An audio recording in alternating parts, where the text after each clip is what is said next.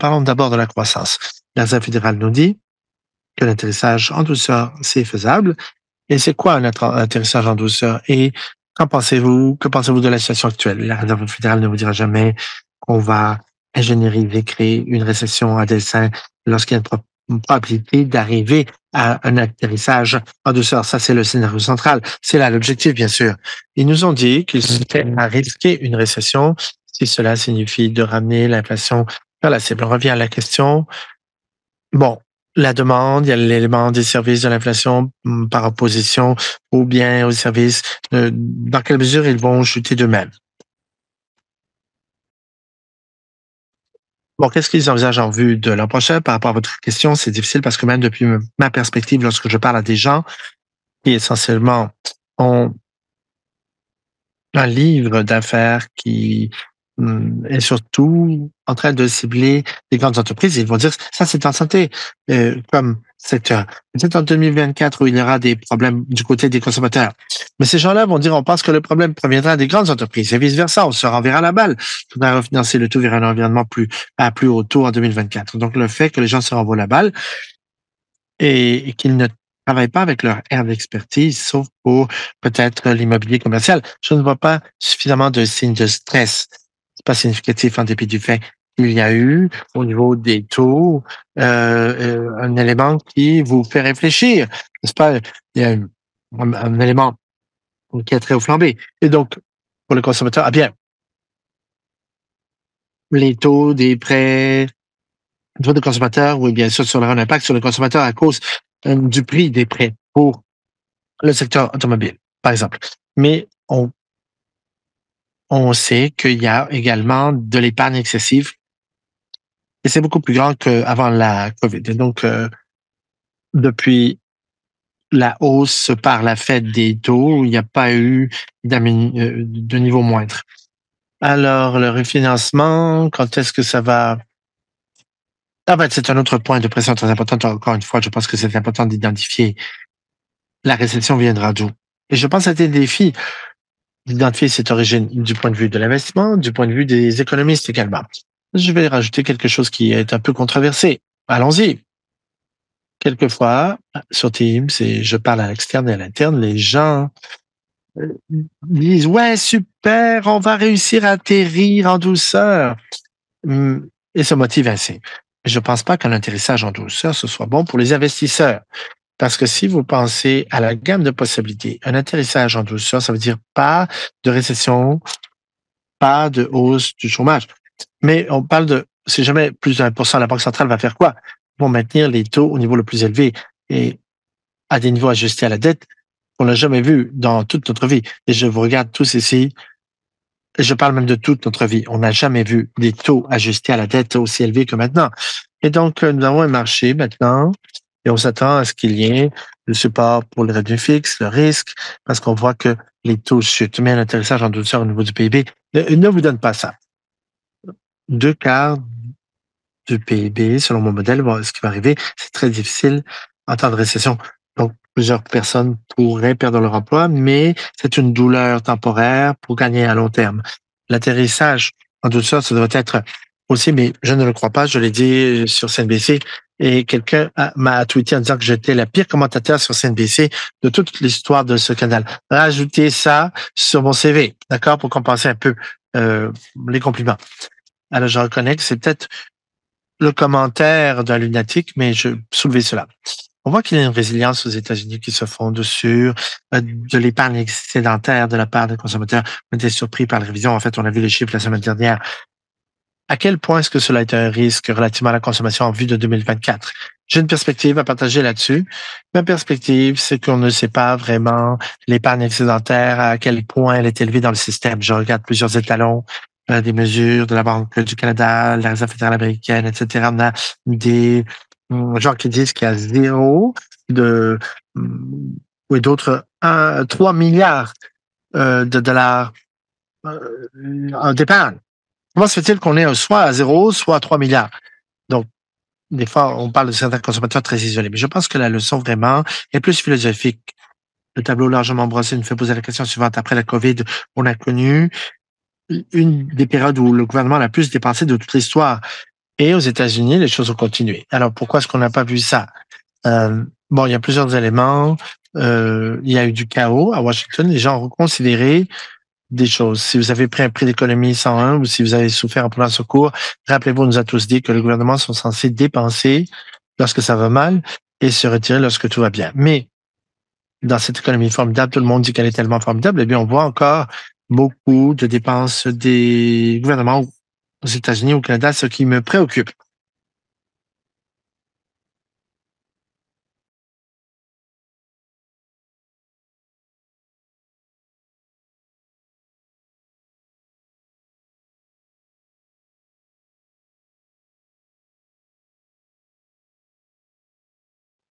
Mais c'est une question importante. Alors, parlons maintenant du marché du logement. Souvent, c'est quelque chose de sensible au taux d'intérêt. Le marché du logement. Pourquoi est-ce qu'aux États-Unis, on a vu une baisse? Qu'est-ce qui se passe avec ça? Oui. Si vous voyez aux États-Unis encore, il y a moins euh, d'équité, moins de titres. Donc, il y a la COVID également. Il y a eu ce qui s'est passé avec la COVID. Et il y a également les emplois aux États-Unis. C'est ce qui est important pour les consommateurs aux États-Unis. Nous connaissons les chiffres. C'est là, dans le marché des logements. Oui, à nouveau, cela affecte ceux qui ont un salaire plus élevé en général. Mais ceux qui ont un salaire plus faible bénéficient parce qu'il y a un changement d'équilibre entre l'offre et la demande, l'approvisionnement, parce qu'il y a quand même des salaires qui augmentent. On parle de 2% sur une période de temps. Et c'est attribué à ce qui se passe sur le marché du logement. Les gens ne vendent pas, il y a encore de la demande et il y a des gens qui sont prêts à payer des loyers plus importants. On a vu les chiffres CBI, les prix des loyers sont plus élevés que ce à quoi s'attendait le marché. Et c'est là où vous avez l'effet de base qui est encore là en termes de CPI l'année passée. Ça affecte les chiffres de cette année. Et pensez à 2024. Si la Fed restreint, ça leur prendra combien de temps avant de faire en sorte que la demande arrive au point où vous avez toutes ces composantes de l'inflation qui vont être corrélées à un fort marché de la main-d'œuvre. Le Canada est un peu différent des États-Unis. Comment est-ce que vous tenez compte de cela dans votre modèle? Les tendances. La moitié de notre équipe est à Boston. J'y vais, je discute avec les gens de Boston et j'explique qu'au Canada, nous avons des hypothèques sur 5 ans. Et les gens sont choqués. Quoi? Plusieurs Américains, eux, reconnaissent qu'ils sont une anomalie avec des hypothèques sur 30 ans. Oui, il y a aussi des questions déductibles d'impôts. Mais voilà, il y a des diminutions de 30% par rapport à un pic parce que personne ne vend. Personne ne vend leur maison. Pourquoi est-ce qu'on ne vend pas sa maison? C'est parce que c'était pendant 30 ans une hypothèque à 3% et moins. Donc, les marchés agissent. L'année passée, les chiffres du détail étaient élevés aux États-Unis. J'étais surpris. D'autres catégories à la baisse, les matériaux, l'équipement de jardinage, l'équipement pour les maisons. Ce marché est gelé. Et les Américains ont dit on va bâtir plus de ventes. Ainsi, les ventes des nouvelles maisons augmentent. Ce que ça fait, c'est que ça change le marché. Ça peut changer l'économie, mais ça va réduire l'efficacité des taux d'intérêt, fait en sorte que l'économie des États-Unis sera moins sensible que celle du Canada. Donc, si vous avez les obligations, c'est important. Au Canada, on a que quelques Canadiens qui, alors, un tiers sont déjà propriétaires, un tiers louent, un tiers paie l'hypothèque. Au Canada, les prix des maisons continuent à augmenter, non pas parce que les taux d'intérêt ne sont pas suffisamment hauts, mais parce que la demande est surprenante. On a 1 million de nouveaux arrivants au Canada chaque année. Les estimés indiquent qu'il y a un manque de 4 millions de maisons ou de logements dans la population en général. Ainsi, si on tente de considérer cela, pourquoi est-ce que l'on augmente les taux d'intérêt? et ça affecte une partie de la population sans résoudre les problèmes sous-jacents. La demande est très forte. C'est pas juste les coûts d'intérêt. Donc, la composition du marché est importante en termes d'hypothèque. Également, comment les taux variables sont traités. Il y a eu un ralentissement de l'impact des taux d'intérêt plus élevés sur le marché des maisons. Le marché est haussier, mais pour les 12 prochains mois, c'est difficile de transférer cela au marché des maisons, des logements, parce qu'il y a comme une déconnexion. Aux États-Unis, bon, Bob me disait que les gens aux États-Unis ont une période de 7 ans, donc ça veut dire que l'on retarde les choses aux États-Unis. Oui, par le passé, on a eu davantage d'hypothèques variables aux États-Unis par le passé, c'est vrai. Bon, maintenant, parlons des risques possibles par rapport à cette prévision. On va commencer avec la crise bancaire. Vous savez ce qui s'est passé en mars l'année passée, rapidement. Il y a eu ce qui a été créé par la Fed en termes de crédit. Je pense qu'on a résolu le problème. Ça nous rappelle la fin des années 80. Il y avait une crise des prêts également aux États-Unis et on a vu les taux qui continuaient à augmenter. Il y a un risque peut-être, pensez-vous qu'il y a encore un risque? Oui, les grandes banques ont des bilans négatifs parfois. Leur modèle d'affaires, c'est que vous empruntez à court terme, vous prêtez à long terme. Ça peut mener à des résultats négatifs. Combien de temps est-ce que l'on peut garder ces aspects négatifs? On ne sait pas.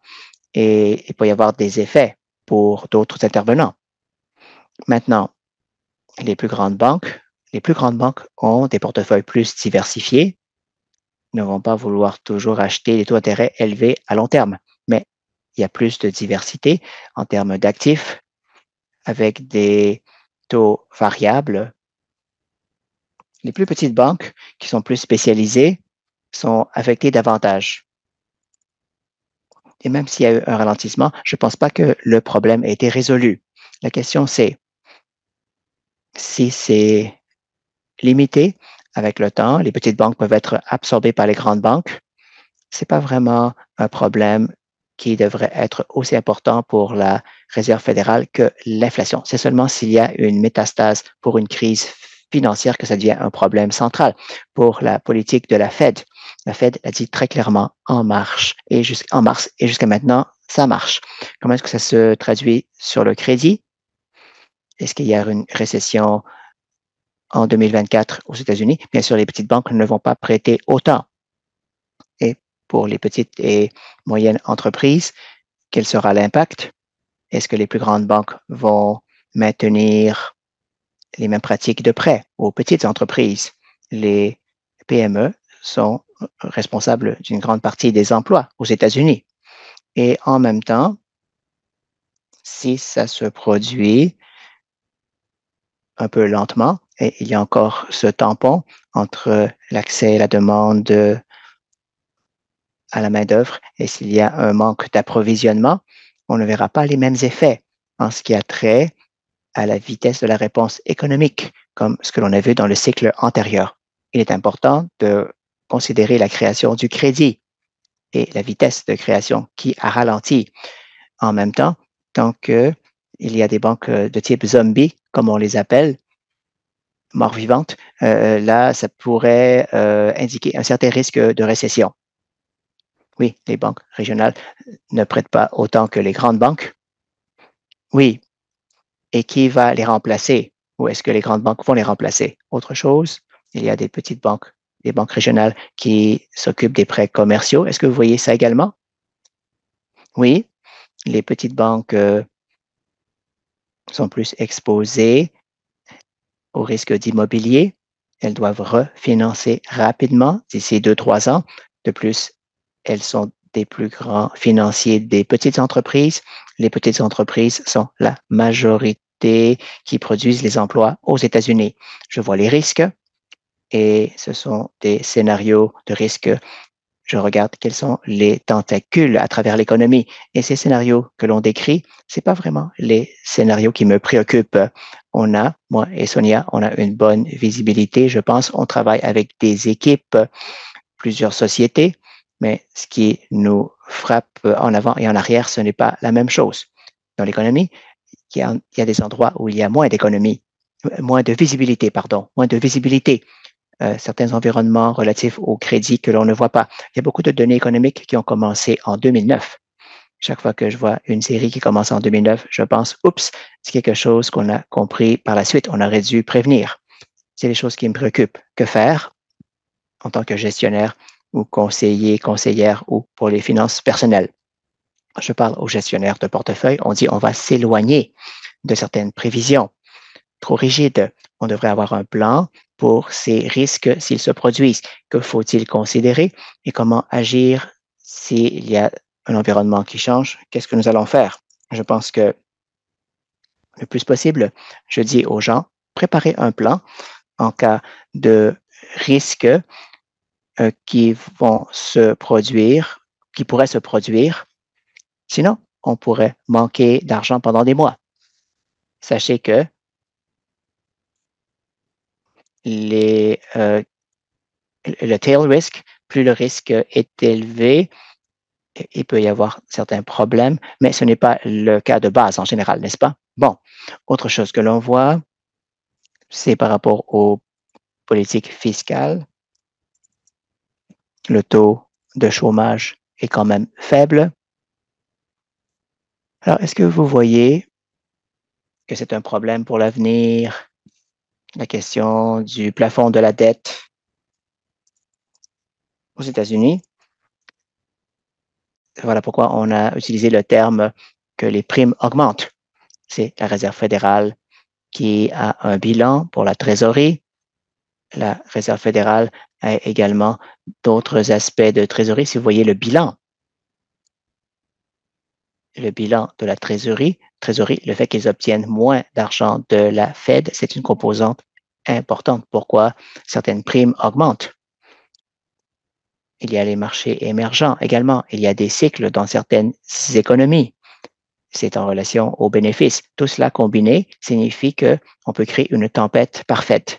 Mais l'arrière-plan, bien entendu, c'est la dynamique fiscale ou de taxation. Vous avez certaines fermetures, la question de la fermeture du gouvernement américain. Alors, il faut voir la politique cette année. On comprend à Washington que ça peut être un problème. Comment ils vont régler le problème à court terme, s'entendre sur le plafond de la dette. Ils vont régler les problèmes à long terme. Comment équilibrer le budget, moins de dépenses comparativement à certaines dépenses ou aux dépenses générales. C'est faisable, mais ce n'est pas pour 2024. Cette année-là, il y aura une élection et tout cela signifie que probablement qu'avec les taux de l'économie, le cycle d'intérêt pourrait être plus élevé. Regardez les cycles, étant donné le type d'activité aux États-Unis. Ce ne serait pas aussi élevé que pour nous après le GFC. Alors, en même temps, si vous voyez les dépenses fiscales, vous voyez ce qui se passe au niveau de la fabrication, des manufactures. Au niveau mondial, regardez, l'Allemagne ne va pas aussi bien. Alors, c'est un petit peu, je pense, quelque chose d'idiosyncratique aux États-Unis. Et suite à ce que vous avez dit, ils doivent trouver quelle sera la solution fiscale. En attendant, ça va garder les taux élevés, à moins qu'il y ait certains scénarios de inconnus connus. Ça va peut-être nous frapper. Aux États-Unis, pensez-vous qu'ils vont rattraper? Quel sera le benchmark aux États-Unis? Oui. Alors, la question la plus difficile que je discute chaque jour, c'est quel sera ce taux final. Même 50 points de différence, ça peut créer un impact important pour l'allocation des actifs. Comme Sonia l'a dit, on travaille très, très fort pour augmenter, on pense à 2% et on devrait le clarifier. Le taux terminal, comme on l'appelle, bon, vous avez le taux neutre et le taux terminal pourra converger sur 10 ans. Bon, alors qu'est-ce que c'est que ce taux? C'est le taux qui ne va pas resserrer ni va être plus flexible dans l'économie. C'est comme le temps d'aller coucher les enfants. On ne sait pas exactement c'est quand. On ne veut pas mettre les enfants au lit trop tôt ni trop tard. 7 heures et quart du soir, on ne sait pas exactement. n'est-ce pas? Bon, alors, on ne sait pas véritablement, mais on sait que ça doit être plus élevé qu'actuellement. Nous pensons que les taux vont être entre 2 et 2,5 mais ça pourrait être aussi élevé que 3. La difficulté, c'est que selon notre perspective actuelle, d'ici un an, on arrivera à un cycle de coupure. Ça va être intéressant pour beaucoup de gens. On commence à avoir un meilleur retour, euh, meilleur rendement.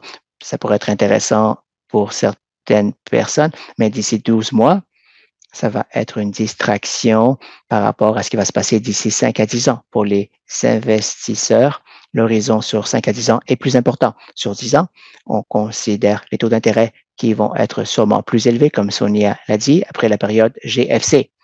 Et voilà pourquoi c'est si difficile. Bob et moi, on discutait également de cela. Bon, je vais voler ce que vous voulez dire dans votre panel. C'est que plein de gens font des prévisions. Tout le monde pourrait avoir raison actuellement. D'accord? Donc, les prévisions sont dures à faire. Mais c'est vraiment un commentaire important. Ça nous dit, vous pensez que les taux vont être plus élevés. Vous pourriez parler de l'horizon sur 5 à 10 ans. D'autres pensent que ça va quand même baisser. Alors, qu'est-ce qui va se passer d'ici 12 mois? Il faut quand même voir quel est l'échéancier, considérer l'horizon temporel et la majorité des investisseurs dans ce pays vont considérer la perspective à plus long terme également.